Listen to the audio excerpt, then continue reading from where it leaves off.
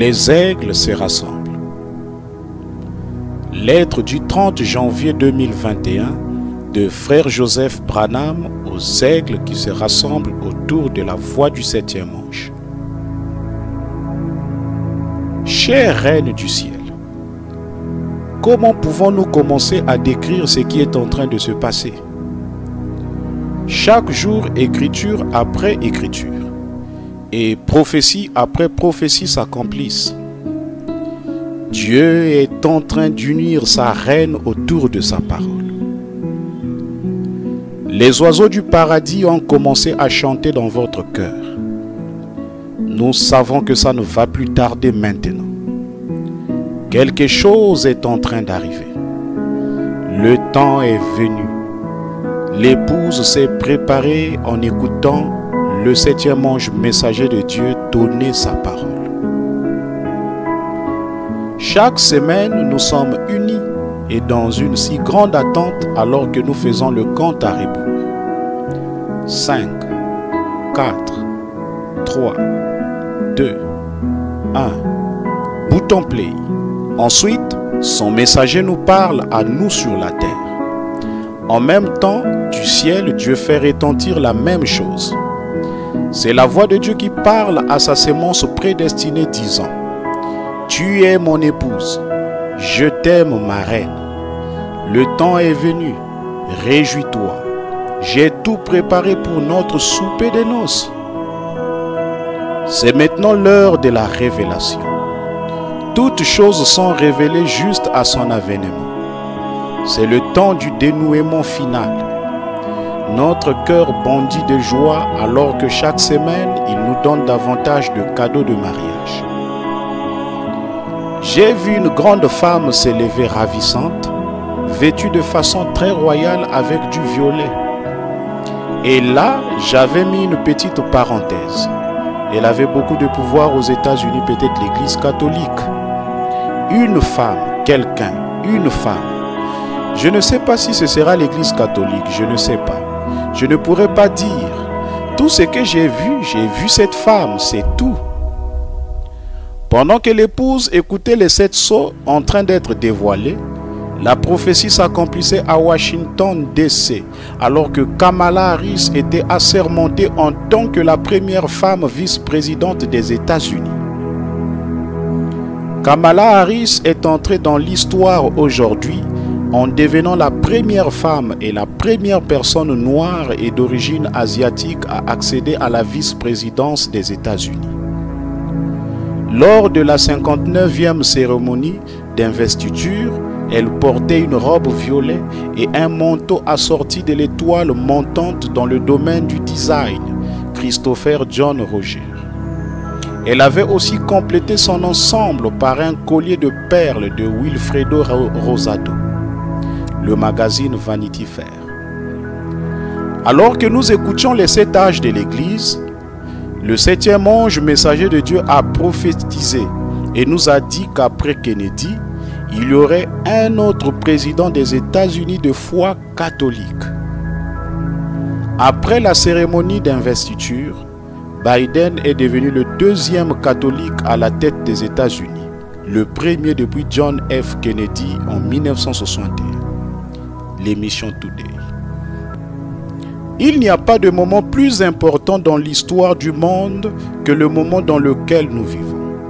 Cet hiver, ces prophéties s'accomplissent devant nos propres yeux.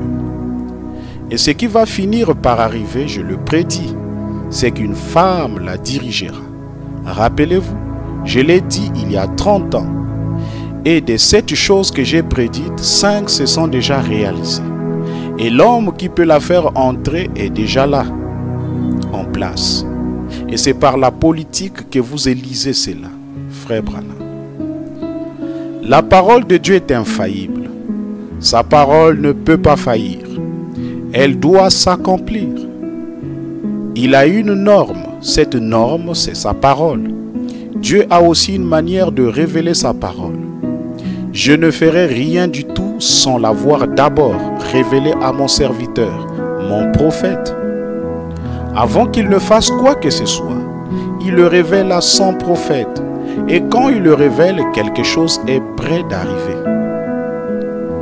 Les 7 tonnerres donneront à l'épouse la foi pour être enlevée. La foi vient de ce que l'on entend et de ce qu'on entend la parole de Dieu. La parole de Dieu vient au prophète. Il n'y a qu'une seule voix de Dieu. Mes brebis connaissent ma voix. Une voix, bien sûr, c'est sa parole quand il parle. Mes brebis connaissent ma voix. Ils ont eu la preuve que ma voix est la vraie. Elle a été confirmée comme quoi il s'agit bien de ma voix. Maintenant remarquez, ils ne sont pas sujets à suivre aucune autre voix. Ils ne le feront pas. Mes brebis connaissent ma voix et elles ne suivront pas un étranger. Nous connaissons cette voix et nous l'aimons. Nous ne sommes pas sujets à suivre aucune autre voix que sa voix enregistrée. C'est notre époux qui nous appelle sa reine. Ô reine de Dieu, quelles choses vous attendent chaque jour, don après don, bénédiction après bénédiction, joie après joie, révélation après révélation. Faisons de nouveau un compte à rebours ce dimanche-ci à 14 h, heure de Jeffersonville, heure normale de l'Est, pour écouter la voix de Dieu donnée pour sa reine, alors que nous écouterons le deuxième son du 19 mars 1963. Frère Joseph Branham.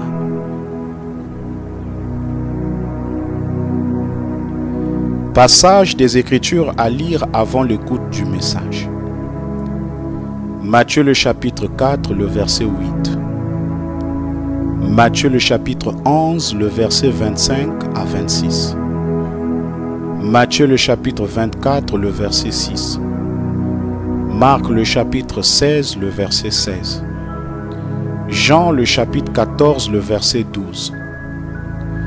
2 Thessaloniciens le chapitre 2, le verset 3.